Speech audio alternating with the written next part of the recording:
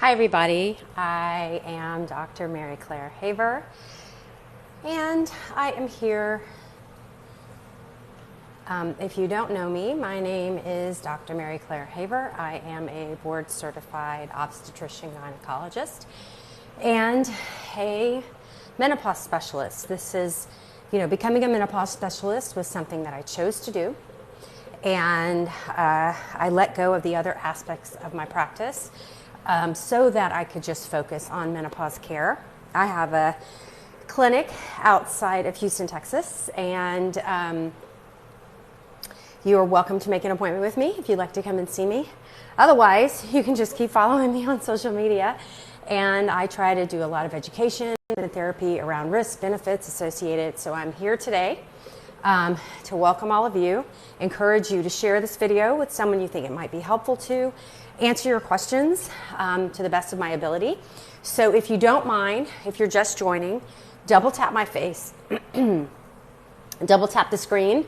So like this, just hit my face 10 times. That drives likes, and that will keep the algorithm. TikTok asks me to do this every now and then, so that it will drive the algorithm and it'll show the video to more people. So if you have any questions you would like me to answer about menopause, drop it in the comments below. Thank you for the likes, thank you for the shares. And if you don't follow me, I welcome you to follow me. If you don't know who I am, if I just popped up on your FYP, my name is Dr. Mary Claire Haver. I am board certified OB-GYN practicing in Colorado and Texas. I also have an additional 18 months in medical nutrition studies, and I became culinary medicine certified in 2019. So I've married my passions of nutrition and women's health and menopause, into my platform. I also developed a nutrition program specifically for anti-inflammatory nutrition program for women in midlife to help them transition through this as healthy as possible. You can go check it out at my link in bio up here at Dr. Mary Claire or at galvestondiet.com. It's the name of the program. Okay. Colorado here. Yeah, I don't have a clinic in Colorado yet. I just got my license to practice there. So thank you for the follows. Thank you for the likes. Thank you for the shares. And let's see. Let me get these questions going. Intense itchy skin, private areas, in the private areas. I think I know what you're referring to in the vulva. Normal in menopause. Itchy, dry skin is very, very normal in menopause. It doesn't mean it's not pathologic and doesn't drive you crazy. It just means it happens to a lot of us, okay? Our sebum production in the skin, what gives us our oil, decreases. And I'm on my treadmill, guys. So if you're like, what the hell is she doing? So I quite often do Zoom calls. I work on my treadmill. I have a standing desk, a walking desk here. I have my laptop where I'm always doing research right here. And so this allows me to stay healthy. So in case you're like, what the hell is she doing? All right, so let's see. So dry, itchy skin, yes. Menopause therapy can be helpful, hormone therapy, but you really are going to have to change how you treat your skin. You're going to have to watch what kind of soaps you use. You're going to have to change, moisturizing and really staying on top of that. So if it's only in the vaginal and vulvar area and nowhere else on your body, you should see a gynecologist. There are a lot of conditions that can cause dry, itchy skin down there, and that have nothing to do with menopause. So I absolutely think if this is only there, you need to go get evaluated and tested for possible yeast infection or other indications. So, okay. All right, so we have about 500 viewers. Everybody tap the screen real fast 10 times to give me likes. It drives the algorithm. TikTok asked me to do this. All right. You're on depression pills. I'm assuming SSRIs. I have no idea. And there's a natural way to control it. I actually am writing the chapter on menopause depression right now. And there are some great studies that have shown that menopause hormone therapy in conjunction with SSRIs can be helpful for menopause depression. There are definite different types of exercise have been shown to help lower the rate of depression in menopause or improve their symptoms. I don't know if I'm saying it right. Qigong, it's like it is a Asian, I'm not sure what country it comes from. It might be Chinese.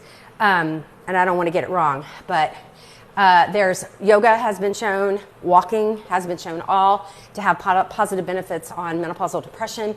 Also some supplements, omega-3, fatty acids, magnesium L-threonate. I talk about this one all the time.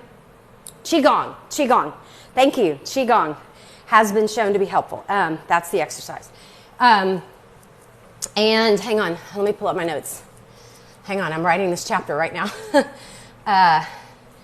I'm glad you asked. So my menopause book is going to be like organ system divided. So it'll be like whatever your symptoms are, depression, muscle pain, whatever, you'll go through and I'll have my menopause toolkit. Here's what we know about nutrition. Here's what we know about exercise. Here's what we know about supplements. Here's what we know about hormone therapy. What helps, what doesn't. Here's other pharmaceuticals that might be helpful. So let's see, let me get to the depression part. Okay, so nutrition support, magnesium L-threonate, omega-3s, evening primrose oil. So there was a study of 1,000 milligrams daily evening primrose oil for 8 weeks on psychological symptoms of 20 menopausal women, found significant improvements. And then St. John's wort has been shown to be helpful in 2 separate studies. So those are some ideas for you. Always, if you're on another medication, talk to your doctor about before you supplement anything to make sure there's no interactions. So, okay. Qigong. It's a Q-U-I, I think. Okay. So hopefully that was helpful. Help with inflammation. Okay, that is a great thing. I just found this incredible article that came out. It was in the Lancet, which is one of the most respected medical journals in the world. Okay, and it was on menopausal women. They looked at pre, peri, and postmenopausal women. Oh my God, it was incredible. And they looked at nutrition, how it affects the gut microbiome. They measured blood pressure. So basically what the article showed was that independent of aging, because we're aging and going through menopause all at the same time, and how to tease out what's really hormonal and what is, what's from chronologic aging and what's from endocrine aging, okay? And this is so beautifully done. It is on my TikTok story. I talk about the article. But basically, menopause is an independent risk factor for visceral fat deposition. We knew that. So the change of where you store fat, we knew that. But blood glucose control, your A1C, your blood sugars, your postprandial blood sugar levels, like after you eat, how long your blood sugar levels stay up, your insulin levels, all of that is negatively affected by menopause, not just aging. They did age-matched non-menopausal controls and men. Okay, so men were the controls. And they're like, look, this is so important. They looked at gut health. So I guess they got stool samples and they looked at the variety of different bacteria in the gut, microbes in the gut that are associated with health, microbes in the gut that are associated with increased risk of heart disease, diabetes, etc. And they found that estrogen and its metabolites are severely affect the gut. We know in the 3rd trimester of pregnancy, we see a total change in our gut microbiome, probably due to the soaring estrogen levels we have in that last trimester. So it's really, this article is so beautiful. And it's basically, these people are PhD nutritionists, okay? And looking at, we can mitigate these risks due to menopause with menopause hormone therapy, as well as nutrition, okay, and exercise and mindfulness. Like all of this works together. So when I talk about the menopause toolkit, I'm talking about I can't just hand you a supplement and it's going to fix all your problems. That is not how our bodies work. Okay, it is if you're committed to being as healthy as possible. If you don't want your mom's life, I have so many patients who come in and they're like, look, I see where this is heading. I don't want that. I don't want to burden my children. I don't want to, suffer like she is suffering or did suffer if she's passed away. What can I do to avoid this? I mean, we are all going to die, okay? Can I please just die in my sleep after a beautiful, healthy life and not have this 10 years of chronic disease and illness and burdening my family and just being miserable to be around, because that's what's happening with my mom. And so this is what this book is going to be for. This is why I do this, is because I'm selfish. I'm doing it for me. And I might as well share it with all of you. So when you look at how to stay as healthy as possible in your menopause journey, you can't just do HRT if you can do it. You can't just take a supplement. It's everything. It's knowing the parameters. It is eating healthful food, avoiding foods that are going to take you down, okay? It is exercise. 2.5 hours of exercise a week. I'm doing mine right now, okay? I'm climbing up a hill on my treadmill. 2.5 hours of exercise a week will bring down your risk of breast cancer, okay? So that's like 30 minutes a day of moving your body. Somehow it also brings down your stress level. It also, like putting yourself first. I get so much feedback. I can't, I don't have time. I'm like, listen, stop putting everyone's needs ahead of yours. Stop it, okay? You must put your oxygen mask on first to take care of you, to cover your nutrition, your exercise, your mindfulness. What are you modeling for your children? They are watching. Do you really want them to put everybody else's needs ahead of their own so that they are suffering and unhealthy in the time where they should be enjoying life? So like model this behavior for them of taking care, if you have children, anyway, I digress. So, all right, so help with inflammation, nutrition, okay? If you're looking for a way to incorporate healthy anti-inflammatory nutritional principles into your life, I invite you to explore the Galveston Diet. That is my program that I created. Its core is anti-inflammatory nutritional principles.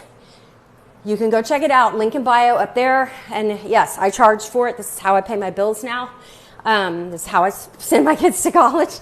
And so I'm super proud of it. You can check it out at the link in bio. We're having a 20% off sale right now. So the link is up there. The code is Menopause20. Menopause, all caps, 20. 20% off of everything. All right, so great program. Thank you. I worked my ass off on it. And I'm so proud of it. All right. Vaping and estrogen patches. I don't know anything about vaping. That was not a thing when I went to school. And most of my patients don't vape, so I really just have not looked at the data, but I guess I need to. Okay. I love you too. Thank you. Let's see. Can progesterone raise blood pressure? I seem to have some issues and doctor currently changed. So typically, some patients, it's estrogen that can, for some, not all for sure, can elevate a blood pressure. So I do studies that document progesterone raising a blood pressure consistently, but I'm not saying it's not happening to you. There are multiple progestogens out there. You may have to play around with it. Okay, J9 Wilson, I just started your program, loving it. Thank you. I'm so appreciative. Thank you for helping me pay my bills. And I'm so glad you're seeing benefit from it. I love you and your brain. Thank you. This brain is a tiny bit hungover. I went to a wedding last night and I got overserved. So, but man, it was fun. Ubered home, dancing in the car by myself on the way home. Okay, I'm reading your questions, guys. Hang on. Cut out processed sugar, flour, soda. All that adds to inflammation and bloat. Absolutely. I cover this ad nauseum in my program. And but we also talk about increasing the intake of foods that naturally fight inflammation. That is so important as well. Okay, so if you're just joining me, I know a lot of you come in and out. Hi, I'm on my treadmill, getting my steps in. I am Dr. Mary Claire Haver. I am a board-certified obstetrician gynecologist. If you don't follow me, please follow me. I am so close to 1.9 million. So, and then 2 million. So I'm on that last slag up to hit 2 million followers, which is just, who knew a 54-year-old mama, somewhere outside of Houston, Texas, on a tiny little island would have such a big internet following. But, y'all did this, not me. And you asked such great questions, and I just have such a passion for education and answering to you. So, okay. If you take body identical, I don't know what you mean by body identical. That is a marketing term, not a medical term. Will it have increased risk of cancer? Estradiol alone, estrogen alone, okay? does not increase your risk of breast cancer over baseline, okay? If you must take estrogen and a progesterone, it seems that the progesterone matters, okay? Progesterone, the synthetic progestin, like that was in Primpro in these studies, has an increased risk of breast cancer of about 3 to 4 per thousand over baseline, okay? A very slight increased risk. I do, in my hormone replacement therapy, do take a synthetic progestin. It's in my patch. My estrogen is what you would call body identical. It's estradiol, okay? I did this because the convenience. I like the patch. I'm willing to accept the 3 to 4 out of 1,000 women increased risk of breast cancer over baseline so that I can have the convenience of having my medications together in a patch. I also exercise 2.5 hours plus a week, which brings my risk factor down to negate the progestin that I'm using, okay? Now, for most of my patients, I have this discussion with them, and they choose the micronized progesterone, which did not show an increase of breast cancer, okay? But I'm a scientist, I know data, and this is what is easy for me. I'm not consistent about taking pills every day. I'm pretty good with my supplements, but I just worry that if I skip my progesterone pills, then I'll put myself at risk for endometrial cancer. And I just know myself, and I thought, okay, I'll take the risk, and I'll go that way. So, all right. So hopefully that was helpful. But remember, body identical, bioidentical is a marketing term, not a medical term. When you go to ACOG, they clearly state that. North American Menopause Society clearly states that. It's not, that is just a way to sell you stuff, okay? You can get efficacious, safe, inexpensive hormone replacement therapy from your local pharmacy by prescription for about $20 a month, okay? So those of you who've been suckered into paying hundreds of dollars for these, whatever the hell your doctor's trying to get you to buy, remember that they are personally profiting from the sale of pellets. That should be a little bit of a red flag. If they never discussed all the other options with you, the safety and risk profiles of what you can get at Walgreens that's perfectly safe, or whatever pharmacy you choose with your prescription, then that is a huge red flag, and that is unethical, because they are going to make money off of this sale. Now, I make money, okay? I have no problem with being an entrepreneur and whatever, but I think that, you know, I'm getting feedback from you guys that you were never offered anything else except for the pellets or whatever the hell the doctor was selling. They told you this was it, this is all they're going to offer you, and that's it. And it's the best. It's not the best. It's just expensive. It works fine. It works just as good as everything else, okay? Can the girl. All right, you're in South Texas. Remind me how to get an appointment with you. Okay, if you're willing to drive to come see me, I would love to see you. If you go up here, we're at 14,000 likes. Keep the likes coming. Just keep hitting my face. If you don't like me, hit my face hard. And thank you for the roses and the gifts, guys. It all adds up. Thank you so much. Yeah, thank you. Here we go, 14.4. Okay. Need to make an appointment. So you go up here at the top of my TikTok page. There's one of those link in bio deals, right? You click on that bolded link, and you will see, if you just scroll down a little bit, make an appointment with Dr. Haver, okay? How my clinic works. I do not accept insurance, because insurance, I'm never going to let insurance dictate how to treat a patient again. I try to keep the prices reasonable, because everything's included. You get an hour, I sit down for an hour, 1 hour with my patients, and I build a nutrition, exercise, I build a menopause toolkit with them specific to your needs, okay? Not everybody gets the same thing. Now, I'm privileged to be able to do that. I was at a point in my life where I could walk away from my traditional job. We had everything paid off, thank God. And my husband was like, go for it, and the Galveston diet was doing well. So I didn't know if it was going to work. I didn't know. I've never opened my own clinic. I've always been employed. I just show up and everything's done for me, and I just sit at the computer and da-da-da. And I had to figure out how to open the clinic, how to run it, how to cost, buy all the equipment. I mean, everything, me. And so, but it's been extremely successful and so rewarding, okay?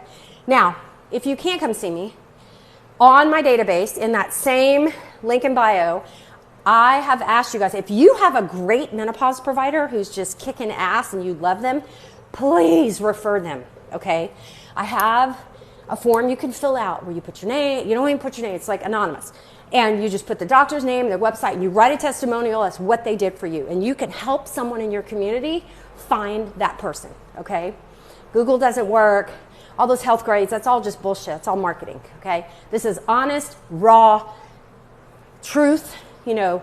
And if you've had a bad experience, go ahead and put that there too. That is in the link in my bio. It's physician referral. So if you're looking for someone, you may find someone in your community. So yes, that is the list of doctors. Okay, it's at my, go up to Dr. Mary Claire, click up there, okay? All right, also, North American Menopause Society, we call it NAMS, North American Menopause Society, has a list of North American Menopause Society certified providers, okay? That's another good resource for you. All right, okay. What foods are going to take you down?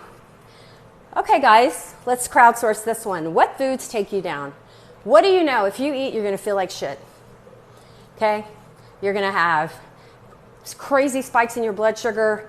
You're not going to sleep well. You're going to be miserable. Okay? I know what mine are. Sugar. Yep, keep going. Sugars. Simple sugars. Okay? Added sugars. Remember, added sugars are the sugars added, alcohol for sure, me. Sugars added in cooking and processing, not naturally found in fruits and vegetables, okay? Way different if I eat an apple, 100-calorie apple versus a 100-calorie cupcake, okay? So fast food, absolutely. So this is like the backbone of my program, and I go through why, you know, what happens to your body, what happens to your gut microbiome when you consume these foods. Processed, absolutely. Yeah, I have... In our program, we talk a lot about sugar addiction. There's studies that show that sugar is more addictive than cocaine in lab rats, not in, in laboratory animals. It's kind of mean they gave them cocaine, but they preferred the sugar over the cocaine. Like they go to that. They were more, so there's a couple of very elegant studies done in animal models that show the addictive quality of sugar. And they basically gave them sugar water or cocaine, and they wanted the sugar. There you go. So, Diet Coke is water with chemicals, guys. Don't do it. Break that addiction. Also, there's studies showing that what it does to your brain as far as, you know, because the sweet receptors on your tongue are stimulated by the artificial sugars. Sorry, my little stand is rocking. Try not to have it do that. So, but, you know, natural sugars, fruits, veggies, dairy, have natural sugars in them. Those are not harmful because they come in a package. They're not absorbed as quickly. They're attached with fiber. They're attached with anthocyanins. They're attached with micronutrients. So, but it's the processed carbs, stuff in bags and boxes. I'm not saying it's, you know, you never want to have that stuff. We're human. We live in the U.S. It's impossible to avoid it, you know, but like focusing on that just being an occasional thing and really that the majority of your nutrition is coming from whole foods. So we have meal plans. We have lots of great stuff. Check out the link in bio. 4 more. Okay, so the article I was talking about earlier that it just came out on World Menopause Day in the Lancet was pretty incredible. And it looked at menopause, and it proves that menopause is an independent risk factor for poor blood sugar control in the form of fasting blood sugars, postprandial blood sugars as well, you know, after eating blood sugars, as well as your hemoglobin A1C being elevated and markers of inflammation.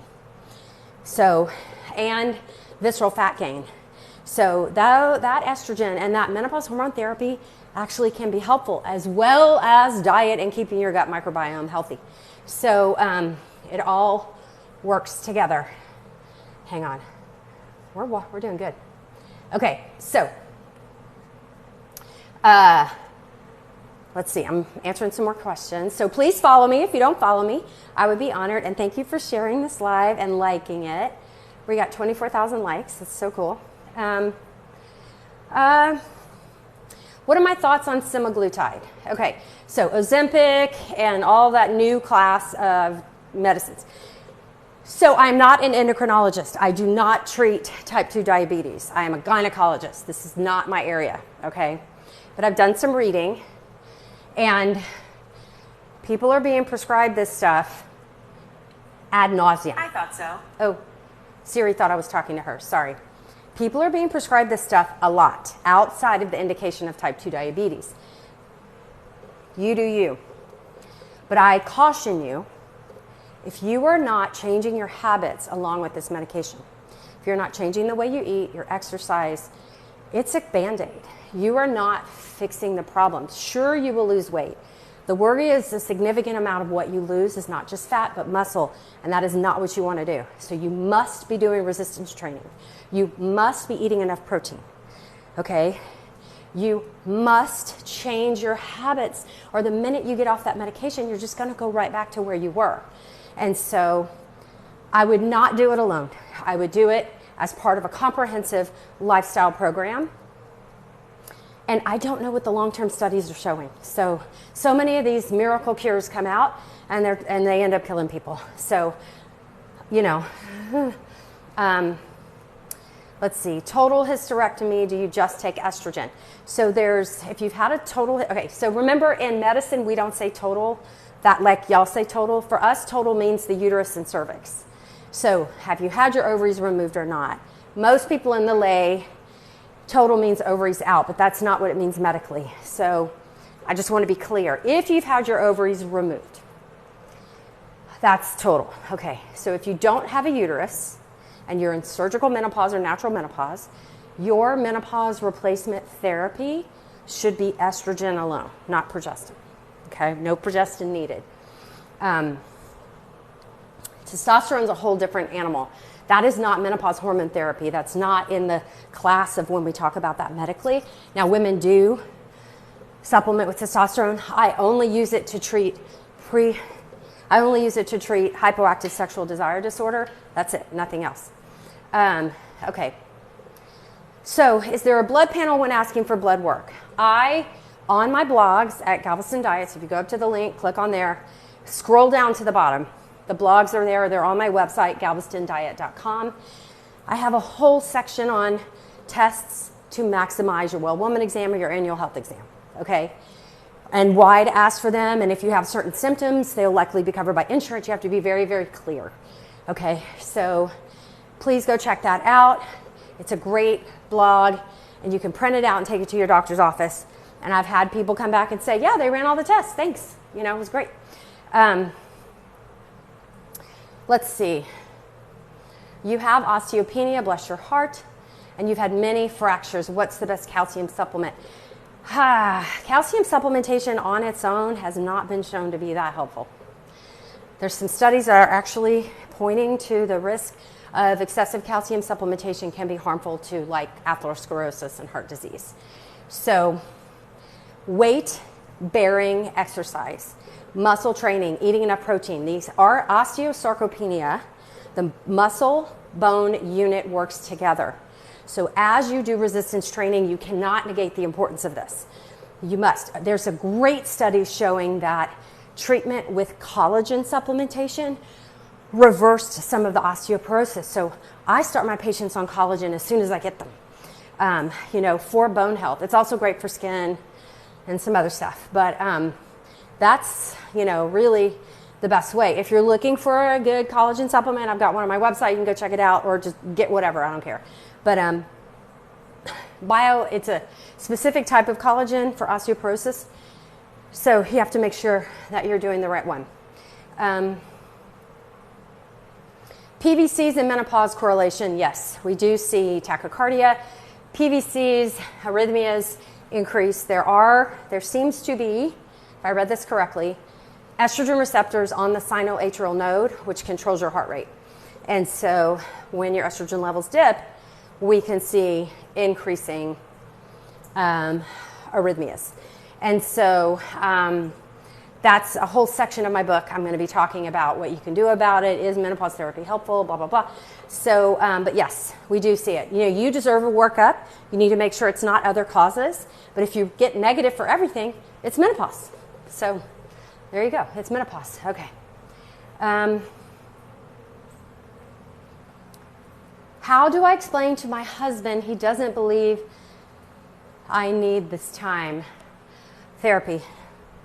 You know, I wish everyone was blessed with a supportive partner and family, and I know that's not the case. And if you're not willing to leave the relationship, then therapy is your only option.